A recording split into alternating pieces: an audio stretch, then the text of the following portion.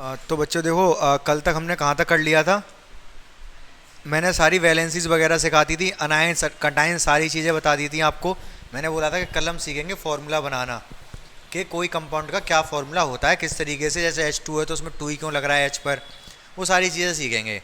जहाँ पे मैंने कुछ कंपाउंड के नाम लिखे हैं, उन कंपाउंड के फॉर्मूले बनाने हैं हमको, ठीक है। सबसे पहले मैं कार्बन डाइऑक्साइड। अच्छा, इसका तो नाम ही है कार्बन डाइऑक्साइड, तो कार्बन डाइऑक्साइड से क्या समझ में आ रहा है? डाई का मतलब दो, तो इसका कार्बन एक है, ऑक्सीजन दो हैं। अब चलो ये देख लेते हैं इस पे कि कार्बन एक ऑक्सीजन दो ही क्यों मिले। तो होता क्या है, कार्बन है और ऑक्सीजन है। कार्बन की वैलेंसी कितनी होती है? वैलेंसी 4। आप कैसे याद रखोगे? इसका नंबर याद है कितना है? एटॉमिक नंबर कितना? 6। या तो ये 10 करेगा या 2 करेगा, किसी भी कंडीशन में 4 ही आएगी वैलेंसी, ठीक है। ऑक्सीजन की वैलेंसी कितनी है? 2, ठीक है। करते क्या है, हम इस 4 को इधर ले जाते हैं, 2 को इधर ले आएंगे, 2 को इधर, 4 को इधर। कट रहे हैं किसी से? किससे? 2 से। 2 से एक बार कटेगा और ये 2 बार कटेगा। कार्बन के नीचे 1 आया, ऑक्सीजन के नीचे 2 आया, तो फॉर्मूला क्या बन गया? CO2। 1 carbon 2 oxygen. समझ गए आप? नेक्स्ट लिखा है hydrogen chloride. Hydrogen H, chloride Cl। Hydrogen H है, सिंबल्स लिखा है, मैंने नहीं लिखा है आपको क्या? हाइड्रोजन को H बोलते हैं, स्टार्टिंग में 20 तो लिखाई दिए। तो बस हाइड्रोजन H होता है, क्लोरीन Cl, क्लोरीन। तो हाइड्रोजन की वैलेंसी कितनी है? 1। क्लोरीन की 1, ठीक है। दोनों की 1 1 है, तो टेंशन ही नहीं लेनी। ये 1 इधर आएगा, ये 1 इधर आएगा, इधर आ भी जाएगा तो क्या फ़र्क पड़ रहा है? हाइड्रोजन भी 1, Cl भी 1, तो फॉर्मूला बन गया HCl, ठीक है। अब है sodium carbonate. Sodium Na, carbonate CO3। Sodium की वैलेंसी कितनी बताई थी मैंने कल? 1। 11 होते हैं ना, नंबर कितना? 11। 11 का मतलब 1 इलेक्ट्रॉन एक्स्ट्रा, 10 से 1 एक्स्ट्रा है, एक देगा ये, तो इसकी 1 वैलेंसी थी। कार्बोनेट की कितनी बताई मैंने कल? कार्बोनेट की वैलेंसी कितनी बताई? लिखवाए थे सब मैंने कल, अनाइंस है ये, अनाइंस में लिखवाया। लिखे हैं कि नहीं आपके कॉपी पर? घर से नोट करके नहीं लेके आया है ना? पिटाई खानी है। जब मैं यहाँ नोट कहता हूँ नोट कर लो, फिर कहते हो घर से कर लाएंगे वीडियो से। कार्बोनेट की वैलेंसी है 2, तो ये 1 इधर जाएगा और 2 इधर जाएगा, तो क्या बचेगा? Na2। Na के नीचे 2 है, CO3 के नीचे 1 है, तो केवल CO3 रहेगा। CO3 था, CO3 रहा, तो क्या बनेगा? Na2CO3। समझ में आ गया ये? Hydrogen sulphate. हाइड्रोजन ये है, सल्फेट का फॉर्मूला कल मैंने बताया SO4। SO4 बताया था सल्फेट का। लर्न नहीं करके आए हो आप, पिटोगे आप। कल तक लर्न हो जाने चाहिए सारे, ठीक है। हाइड्रोजन की वैलेंसी 1 थी, सल्फेट SO4 जो बताया उसकी वैलेंसी 2, ठीक है। 2 इधर आएगा, 1 इधर जाएगा, H के नीचे 2 आएगा, H2। SO4 के नीचे, मतलब SO4 सिंगल है, सिंगल ही रहेगा, SO4। Aluminium sulphate. Aluminium Al, sulphate का SO4। एल्यूमिनियम की वैलेंसी कितनी है? 3। 13 होता है ना, 13 मतलब 10 से 3 ज़्यादा है। सल्फेट की वैलेंसी 2। 2 इधर आएगा और 3 इधर जाएगा, तो एल्यूमिनियम के नीचे 2, Al2 SO4 का होल थ्राइस। SO4 का होल का thrice, Al2 SO4 whole thrice. Calcium chloride. Calcium होता है Ca और क्लोराइड Cl। कैल्शियम की वैलेंसी कितनी है? 2। 20 था ना, और क्लोरीन की 1। 2 इधर जाएगा, 1 इधर आएगा, तो Ca के नीचे 1 है तो 1 ही रहेगा, Cl2 के नीचे 2 है तो CaCl2। समझ गए? फॉर्मूले बनाने आ गए आपको? क्लियर है? बस आपको ये सल्फेट वगैरह याद रखना पड़ेगा। सल्फेट का फॉर्मूला क्या है, कार्बोनेट का क्या है, ये कुछ याद रखने पड़ेंगे जो मैंने कल लिखाए थे आपको। बाकी सारे फॉर्मूले बना सकते हो आप, कोई दिक्कत नहीं आनी चाहिए। ये सारे क्लियर हैं कि नहीं? ठीक है,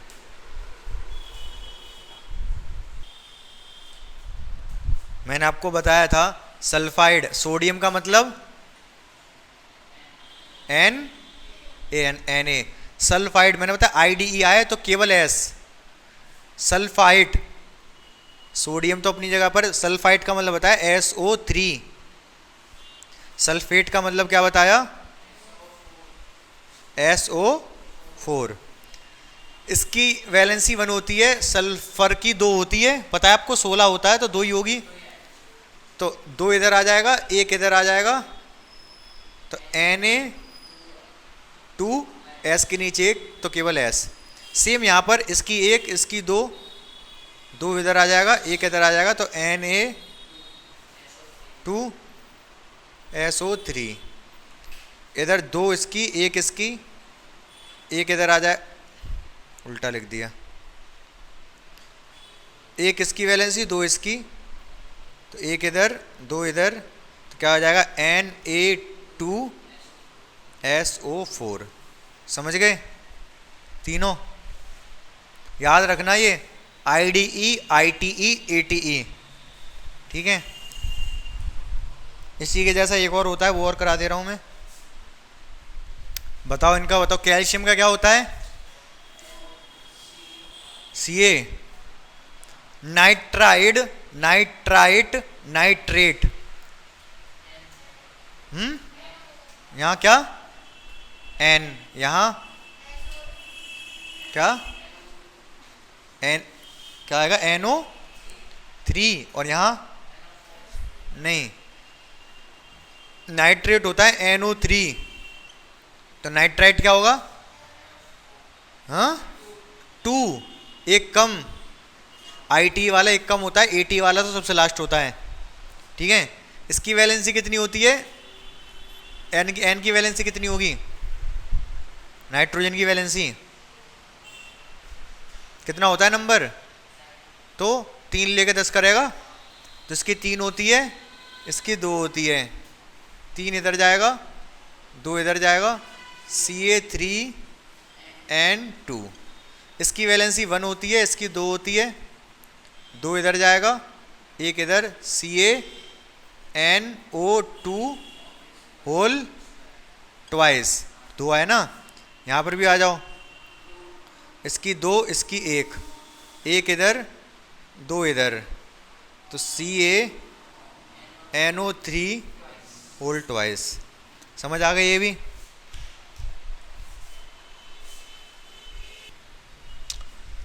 देखो थोड़े से और दे रहा हूं मैं, इनको और समझो आप। मैंने आपको ये बताया था कॉपर की 2 वैलेंसी होती हैं, कौन कौन सी 2 होती हैं? कॉपर मैंने मोनोवैलेंट में भी लिखवाया था, कॉपर की सिंगल भी होती है, और डाई वैलेंट में भी 2+ भी होती है, ठीक है।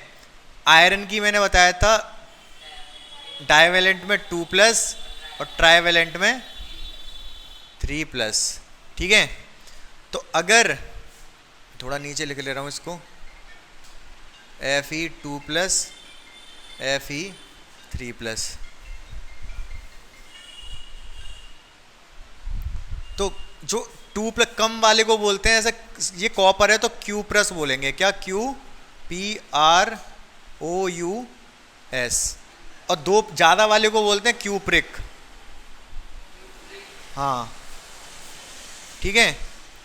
अब ये 2+ वाला है तो इसको बोलेंगे फेरस, और 3 वाले को बोलेंगे फेरिक। समझ पा रहे हो क्या कह रहा हूं मैं? ज्यादा वाले को IC फेरिक, और ये OUS, यहां पर ज्यादा वाला IC, ये OUS, ठीक है। इससे मतलब नहीं है 2 या 3 से कम वाला OUS, ज्यादा वाला IC, कम वाला OUS, ज्यादा वाला IC। या फिर कॉपर जो आयरन 2+ है, इसको आयरन 2 भी बोल देते हैं, आयरन 2, और 3 वाले को आयरन 3। कुछ एग्जाम्पल देता हूं मैं, इससे आपको समझ आ जाएगा। जैसे मैंने लिख दिया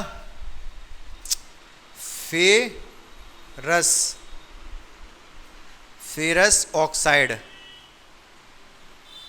एक तरफ लिख दिया मैंने फेरिक ऑक्साइड, क्या फ़र्क है दोनों में? दोनों ऑक्साइड है, आयरन की ऑक्साइड है, फेरस फेरिक मतलब आयरन के हैं। तो यहाँ पर क्या होगा, Fe तो यहाँ पर भी आएगा, ऑक्सीजन ऑक्साइड मतलब ऑक्सीजन, लेकिन यहाँ पर फेरस है तो आयरन की वैलेंसी कितनी है? 2, ठीक है, ऑक्सीजन की भी 2, 2 इधर जाएगा, ये वाला 2 इधर, ये वाला तो कट के 1 1 हो जाएंगे, 1 1 मतलब FeO, ठीक है। इधर फेरिक ऑक्साइड है तो FeO, यहाँ पर इसकी वैलेंसी कितनी है? 3, ऑक्सीजन की 2, 2 इधर जाएगा, 3 इधर आएगा, Fe2O3, समझे? तो इसको जो फेरस है इसकी वैलेंसी ऑफ आयरन की 2 है, इसको आयरन 2 ऑक्साइड भी बोल देते हैं, इसको आयरन 3 ऑक्साइड भी बोल दिया जाता है। समझ गए आप? ऐसी कॉपर वाले में कर लोगे आप, क्यूप्रस ऑक्साइड, क्यूप्रिक ऑक्साइड, 2 बनेंगे।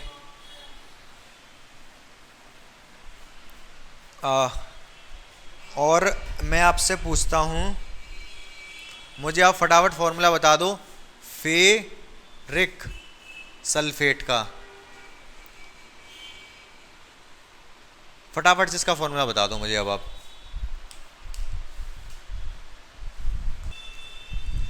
तो क्या होगा? Fe, इसका SO4, Fe की वैलेंसी यहाँ फेरिक है तो 3 और सल्फेट की तो 2 होती है, 2 इधर आएगा और 3 इधर, तो Fe के नीचे 2 आ गया तो Fe2, Fe के नीचे 2 आ गया, SO3 के नीचे होल थ्राइज आ गया तो SO4 होल थ्राइज। ये क्या है? Ferric sulphate. इसको हम लिख सकते हैं आयरन 3 सल्फेट। ठीक है, समझ आ गया? क्लियर है? एक कंसेप्ट हो रहेगा, उसको सीख लो आप। देखो 2 टर्म है हमारे पास, ग्राम एटॉमिक मास और ग्राम मॉलिक्यूलर मास, ये दोनों टर्म आपको सीखनी है। वैसे तो मोल कंसेप्ट में ये फ़ायदा करती हैं, लेकिन मोल कंसेप्ट तो हट गया आपका, लेकिन ये इतना मैं सिखा दे रहा हूँ आपको ये क्या होता है ग्राम एटॉमिक मास और ग्राम मॉलिक्यूलर मास। यहाँ पर क्या आ रहा है, ध्यान से समझ लो। एटॉमिक, जैसे मेरे पास सोडियम है, क्या है? ये तो एटम के फॉर्म में ही रहता है। अगर प्योर सोडियम है एटम के फॉर्म में होगा, ये कोई कंपाउंड थोड़े ना बना रहा है, ये कोई कंपाउंड या मॉलिक्यूल नहीं बनाता है, अकेला ही रहता है। अगर आपके पास सोडियम है, मान लो मैंने दे दिया है सोडियम, तो सोडियम क्या होगा? एटम्स की फॉर्म में होगा, बहुत सारे एटम होंगे, मॉलिक्यूल नहीं होगा, क्योंकि रिएक्ट ही नहीं कर रहा ये। ऑक्सीजन का अगर होगा तो मॉलिक्यूल बना लेगा, ऑक्सीजन ऑक्सीजन अलग नहीं रह पाते, 2 एटम वो एक साथ चिपक जाते हैं, क्यों? वो हम डिस्कस कर लेंगे। तो सोडियम अगर मेरे पास है तो सोडियम का एटॉमिक मास कितना होता है? इसका एटॉमिक मास 23 के आगे क्या लगाऊं? एटॉमिक मास पूछ रहा हूं, तो 23 क्या? U या फिर AMU, कुछ भी लगा सकते हो, 23U या फिर 23 AMU, यही एटम की यूनिट यही होती है एटम के मास की, ठीक है। लेकिन इसी को मैं क्या करूं, 23, मैं यहाँ पर 23 ग्राम्स ले लूं, क्या कर लूं? मेरे पास 23 ग्राम क्या है? सोडियम है, तो सेम जो नंबर इधर है वही रहना चाहिए। तो 23 ग्राम को क्या बोलते हैं? ग्राम एटॉमिक मास, मतलब एटॉमिक मास में ग्राम्स में ले लें। ये क्या था? AMU या U में था, एक एटम का मास था केवल, ठीक है। हम क्या कर रहे हैं, हम 20, मेरे पास यहाँ सोडियम है और कितना है सोडियम? 23 ग्राम है, केजी नहीं ग्राम। अगर 23 ग्राम सोडियम है तो इसी को क्या कहेंगे? इसका 23 को ग्राम एटॉमिक मास कहते हैं। जो इसका नंबर होता है, जो मास होता है एटॉमिक मास, उसमें बस ग्राम लगा दो, बात खत्म। समझ गए आप? अगर एटम होगा तो एटम और मॉलिक्यूल होगा तो मॉलिक्यूल। जैसे हम वाटर की बात करें, वाटर के एक मॉलिक्यूल का वेट कितना होता है? वाटर के एक मॉलिक्यूल का वेट, या फिर वाटर का मॉलिक्यूलर मास, मॉलिक्यूलर मास कितना होता है वाटर का?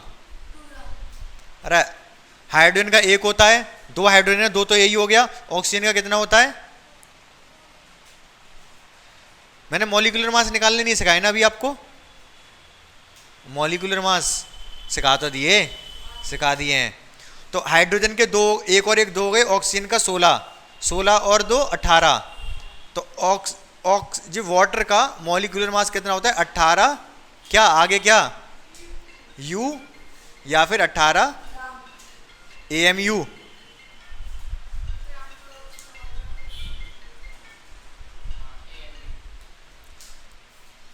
फिर अगर इसकी बात करें ग्राम मॉलिक्यूलर मास की, तो वो कैसे निकलेगा,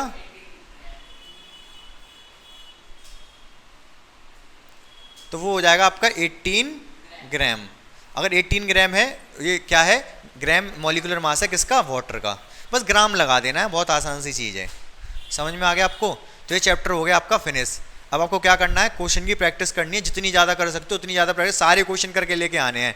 अब लेकिन हो सकता है कुछ क्वेश्चंस में डाउट हो, क्योंकि सारा तो हमने डिस्कस कर नहीं लिया अभी, ठीक है। मैंने जितने कंसेप्ट थे सब बता दिए, लेकिन क्वेश्चन कहीं से अलग भी आ जाता है, कुछ नया आ जाता है। आप प्रैक्टिस करके आओगे क्वेश्चन की, जितनी प्रैक्टिस कर सकते हो उतनी प्रैक्टिस करोगे, लेकिन जो जो डाउट बचेंगे वो हम कल डिस्कस कर लेंगे। लेकिन पहले आप 2 पार्ट्स में ही तो डिवाइडेड है ये चैप्टर, दोनों पार्ट्स के very short, short, MCQ, hots भी, लॉन्ग को छोड़ के, मतलब सारे लॉन्ग को छोड़ के सारे क्वेश्चन आपको करके आने हैं घर से। जो भी डाउट्स होंगे वो डाउट आप मुझसे पूछ लोगे, ठीक है। कल हम डाउट डिस्कशन करेंगे इस चैप्टर, और ये चैप्टर दी एंड हो जाएगा फिर इसका, ठीक है। लेकिन आपको पढ़ के आना है, नहीं पढ़ के आए तो मैं तोड़ दूंगा आपको, बता रहा हूँ पहले ही, ठीक है।